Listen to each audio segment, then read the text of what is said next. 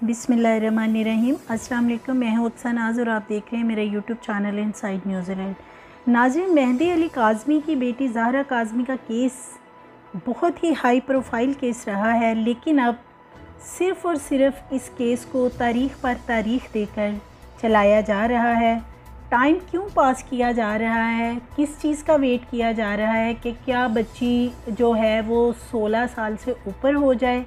तो इस हवाले से आगे वीडियो में चल के बात करेंगे। साथ ही साथ बताएंगे कि मेहदी अली काज़मी जो हैं वो इस केस की हेयरिंग ना होने की वजह से, समाअत ना होने की वजह से पिछले कई अरसे से शदीद मायूसी का शिकार है, मंजर आम से भी गायब हैं। और सिंध पुलिस का एक कारनामा अब और सामने आया। पहले भी बहुत से कारनामे सिंध पुलिस के सामने आते रहे हैं, लेकिन अब जो साबिक आईओ हैं शौकत शाहानी, उन्होंने मीडिया को बाकायदा बताया है कि उनकी मंतक जो है वो समझ तो नहीं आई, लेकिन उनका कहना है कि बारिशों की वजह से जो ये ज़हरा बच्ची का केस है उसकी जो फ़ाइलें थी वो सारी सैलाब की नज़र हो गई हैं, पानी की नज़र हो गई हैं।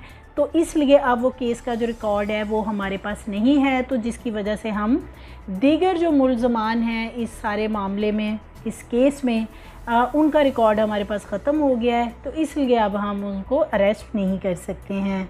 एमएलओ पर हुक्म इम्तनाई जो है वो लिया गया था मुल्ज़मान की तरफ से, बाकायदा समाअत अभी तक नहीं हुई, तारीख़ पर तारीख़ जो है वो सिर्फ डाली जा रही है। तो नाज़रीन, थोड़ी सी बात करते हैं। मेहदी अली काज़मी का जो केस है बहुत ही हाई प्रोफाइल केस रहा है, और इस केस को अब सिर्फ़ और सिर्फ लटकाया जा रहा है। क्यों लटकाया जा रहा है ये चीज़ अभी खुल के सामने नहीं आई, लेकिन केस को लटकाए जाने की वजह से बिलखुसूस जो वालिदैन हैं, जो इस केस से जुड़े हुए लोग हैं, उनमें शदीद मायूसी पाई जा रही है। ज़हीर और शबीर जो मरकज़ी मुल्ज़मान हैं, अगर उनकी बात करें तो उनकी शातराना जो चालें हैं और सिंध पुलिस के साथ उनका जो गठजोड़ है अब तो वो खुल के सामने आ चुका है।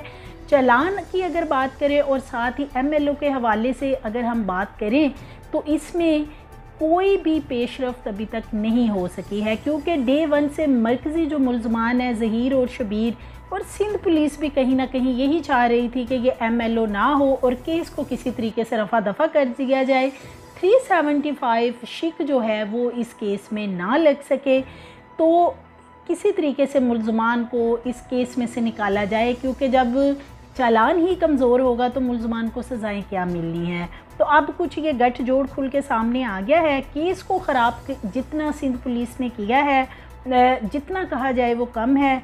मुल्ज़मान और दीगर जो सहूलतकार हैं उनको सिंध पुलिस ने बहुत ज़्यादा फैसिलिटेट किया है। 6 मुल्ज़मान घरों में मौजूद हैं लाहौर के अंदर, मगर जो सिंध पुलिस है वो उनको इश्तिहारी करार देती है। भाई वो अपने घरों में मौजूद है, आप जाके अरेस्ट तो करें, उनको पकड़ें, क्यों नहीं पकड़ रहे हैं। वो यूट्यूब पे बैठ के प्रोग्राम्स करते हैं, प्रेस कॉन्फ्रेंस करते हैं, सब कुछ कर रहे होते हैं, लेकिन जी वो इश्तिहारी हैं और इनसे नहीं पकड़े जा रहे हैं सिंध पुलिस से। तो ये भी अब चीज़ खुल के सामने आ गई है कि वो इन मुल्ज़मान को पकड़ना ही नहीं चाहते हैं, सिर्फ इनको इश्तिहारी जो है वो ही उन्होंने करार दिया है और इन्होंने इश्तिहारी ही रहना है। पुलिस ने अगर हम देखें, सिंध पुलिस ने डे वन से इस केस पे तवज्जो नहीं दी। पहले भी पुलिस ने जो है इस केस को सी क्लास किया, केस तो ख़त्म हो गया था आज से 1.5-2 माह पहले, लेकिन सुप्रीम कोर्ट की तरफ गए मेहदी अली काज़मी और उनकी जो लीगली टीम थी, और वहाँ से फिर मेडिकल का मामला होने के बाद फिर बच्ची को जो है लाहौर से कराची शिफ्ट किया गया और ये तमाम मामलात हुए, और फिर मेडिकल करवाए जाने की इस्तदा की गई ताकि 375 जो दफ़ा है वो शामिल की जा सके, केस को मजबूत बनाया जा सके, पाकिस्तान की बच्चियों को मजबूत, उनके फ्यूचर को मजबूत बनाया जा सके कि नेक्स्ट टाइम कोई अगर कम उम्र बच्ची है, कोई उसे वरगला कर, बहला फुसला कर भी अपने साथ ले जाता है, तो ये एज अ टेस्ट केस इतना मजबूत इसका कोई फ़ैसला आ जाए, ऐसा डिसीजन आए कि कोई नेक्स्ट टाइम इस तरह की हरकत करने से पहले सोचे कि अगर हमने ऐसी हरकत की या किसी की भी बच्ची को इस तरह निकाल के भगा कर साथ ले गए, वरगला कर ले गए, तो फिर उसका अंजाम जो है वो कोई अच्छा नहीं होगा, सज़ा मिलेगी, जेल भुगतना पड़ेगी। लेकिन यहाँ पे तो कुछ और ही नज़र आ रहा है। बाकायदा सिंध पुलिस फैसिलिटेटर बनी हुई है, मुल्ज़मान को जितना सपोर्ट कर सकती है डे वन से कर रही है। हम साथ साथ आपको अपनी वीडियोस में गाहे बगाहे बताते भी रहते हैं, दिखाते भी रहते हैं वीडियो क्लिप्स के ज़रिए कि सिंध पुलिस के क्या क्या कारनामे हैं। बाकायदा तौर पे अगर हम देखें तो ज़हीर और शबीर अभी तक कराची में मौजूद हैं। उनकी जेल से रहाई के बाद सिंध पुलिस उनको हर तरह से फैसिलिटेट कर रही है, उनको वहाँ पे घुमाती फिराती है, उनके खाने पीने का इंतज़ाम किया जाता है, उनके रहने का सारा बंदोबस्त किया जाता है। तो डीएसपी शौकत शहानी हैं जो कि साबिक इन्वेस्टिगेशन ऑफिसर भी हैं इस केस के, ज़हरा बच्ची के केस के, उनका कल कहना था जब उनसे एक सहाफ़ी ने क्वेश्चन किया कि भाई आप बाकी मुल्ज़मान, आपने तो इसमें 33 मुल्ज़मान नामज़द किए थे, तो किधर गए वो सारे मुल्ज़मान और किधर गया सारा केस। तो उनका कहना था कि जो 35 मुल्ज़मान हमने शामिल किए थे उसमें से 25 मुल्ज़मान जो हैं वो हमने उनको फ़ारिग कर दिया है शक की बुनियाद पर। तो शहानी साहब ने बताया कि ये जो 25 अफराद थे ये वैसे ही हमने शक व शुबहात में पकड़े थे, लेकिन अब जो ज़हीर और शबीर का केस है, बारिशें अगर हम बात करें तो कुछ रोज़ पहले जो सईद रिंद हैं इसके इस वक्त प्रेजेंट इन्वेस्टिगेशन ऑफिसर, उनसे जज साहब ने पूछा कि आपने अभी तक जो इनकी वालदा है ज़हीर और शबीर की, नूर बीबी, और दीगर जो 5 मुल्ज़मान हैं उन्हें क्यों अरेस्ट नहीं किया। तो सईद रिंद साहब जो इन्वेस्टिगेशन ऑफिसर, उन्होंने कहा जी बारिशें बहुत ज़्यादा हो रही हैं तो इस वजह से हम पंजाब नहीं जा पा रहे। और अब शौकत शहानी जो साबिक आई हो, उन्होंने भी बारिशों को ही जो है वो डिले का सबब बताया। उनका कहना है कि जी इतनी ज़्यादा बारिशें हुई हैं कि इस केस की जो फाइलें थी वो सारी बारिश में भीग गई हैं और सारा रिकॉर्ड ख़राब हो गया है और अब हमारे पास रिकॉर्ड ही नहीं बचा कि हम किसी को अरेस्ट कर सकें। तो नाज़रीन, ये इनकी शातराना चालें जो हैं और पुलिस के साथ गठजोड़ जो ज़हीर और शबीर का है, अब तो ये खुल के सामने आ चुका है। शवाहद ही उनके पास मौजूद नहीं है, उनके पास फ़ाइलें ही मौजूद नहीं हैं, टेक्निकल रिकॉर्ड जो है वो बारिश में भीगकर ख़राब हो गया है, हमारे पास कोई सबूत नहीं है, ये कहना है शौकत शहानी का। कि और साथ ही साथ आपको थोड़ा सा बताते चले कि इस पूरे केस में जो लाहौर से कराची और कराची से लाहौर फिर गाड़ी इस्तेमाल हुई है, जो कि एक टेम्पर गाड़ी बताई जाती है कि एक कैरी डब्बे का जो है वो उसको गाड़ी को नंबर प्लेट लगाई गई थी। उस गाड़ी को आज तक पुलिस ने ना इन्वेस्टिगेट किया है, ना उस गाड़ी को पकड़ा है, ना वो गाड़ी कौन चला रहा है। उस गाड़ी के बारे में सेम वैसे ही किसी को कुछ पता नहीं है जैसे कि नकार रजिस्ट्रार मोहम्मद नवाज़ बलोच को आज तक खुफिया रखा गया। हालांकि जो गवाह है असगर अली, वो बता चुका है कि वहाँ पे जहाँ निकाह हुआ है मोहम्मद नवाज़ बलोच नकार रजिस्ट्रार वहाँ पे मौजूद था, लेकिन पुलिस ने आज तक नवाज़ बलोच साहब को जो है वो ना ही तो इन्वेस्टिगेशन का हिस्सा बनाया, ना ही उनका नाम जो है वो एफआईआर में दर्ज किया है।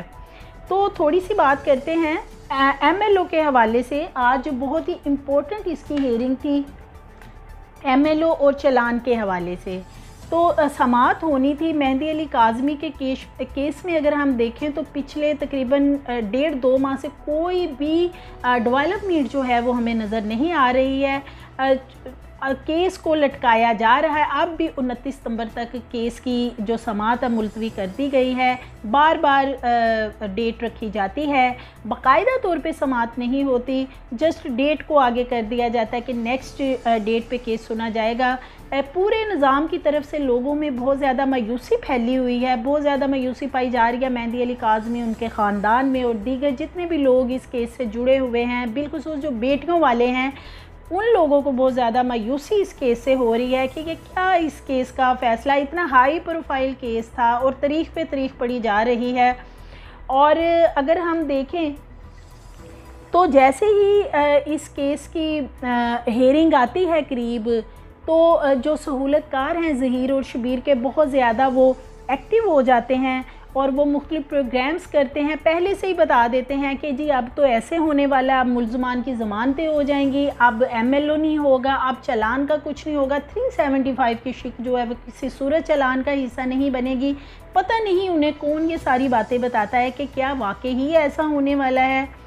जबरान नासिर साहब जो लीगली टीम को लीड कर रहे हैं मेहंदी अली काज़मी की, वो मौजूद थे आज अदालत में। उन्होंने इस्तदा की बारहा अदालत से कि बहुत ज़्यादा टाइम गुजर गया है, 2 माह गुजर गए हैं, एमएलओ के हवाले से हुक्म इम्तनाई जो मुल्ज़मान की तरफ से लिया गया है इस पे बाकायदा दलाइल ले लिए जाएं ताकि MLO हो और इस मामले को आगे बढ़ाया जाए। पहले तो हेयरिंग हुई, फिर बाद में वक्फ़ा लिया गया, वक्फ़े के बाद जो एक और केस को सुना गया और उस केस के बाद फिर जो डेट की तरफ आया गया कि नेक्स्ट डेट ले लें, जिस पे वकला की तरफ से इस्तदा भी की गई जबरान नासिर साहब की तरफ से कि आज ही केस, वरना हमें कल की डेट दे दें, जितना अर्ली पॉसिबल हो सकता है इसको सुना जाए। तो पहले तो इसकी डेट दे दी गई थी जुमे के रोज़ की, उसके बाद फिर केस की जो मुल्ज़मान के वकला वहाँ अदालत में मौजूद थे, फिर उन्होंने भी बात की, तो जुमेरात का दिन जो है वो मुकर्रर कर दिया गया है। जुमेरात को देखते हैं क्या इस हवाले से अदालत की तरफ से हेयरिंग में क्या डिसीजन होता है, क्या सामने आता है, या फिर एक नई तारीख का सामना करना पड़ता है। और इस केस को लेके अगर हम बात करें तो सिंध पुलिस का जो रवैया है, डे 1 से C क्लास केस को बनाया है उन्होंने, और अभी भी वो इसी तरीके से चल रहे हैं। अब उन्होंने जिस सारा रिकॉर्ड जो है केस का वो कह रहे हैं जी बारिशों की नज़र हो गया, पानी में भीग गया, हमारे पास तो कोई फ़ाइल नहीं है। तो जनाब ये सूरत हाल है। जो इश्तिहारी मुल्ज़मान हैं उनको वो पकड़ना नहीं चाहते, मुल्ज़मान अपने घरों में बैठे हुए हैं, लेकिन जी वो सिंध पुलिस ने उनको इश्तिहारी करार दिया, वो उन्हें नहीं पकड़ सकते। कभी बारिश का बहाना लगाते हैं, तो कभी उनकी गाड़ी का पेट्रोल ख़त्म हो जाता है, तो कभी उनकी गाड़ी ही ख़राब हो जाती है। तो नाज़रीन देखते हैं इस केस का आखिर बनता क्या है, या ये हर तरफ मायूसी, इस केस का कोई डिसीजन ऐसा आता है कि इससे क्या मायूसी फैलेगी। बच्ची की एज जो है वो जैसे जैसे केस को लटकाया जा रहा है, अगर उसकी एज उस लेवल पे चली जाती है जहाँ पे वो निकाह कर सकती है, तो फिर इस केस का क्या बनेगा। जैसे जैसे अपडेट्स आती रहेंगी आपसे शेयर करते रहेंगे। हमारी मज़ीद वीडियोस देखने के लिए हमारे चैनल को सब्सक्राइब करें, लाइक करें और बेल आइकन को प्रेस करें ताकि आने वाली वीडियोस आपको मिलती रहें।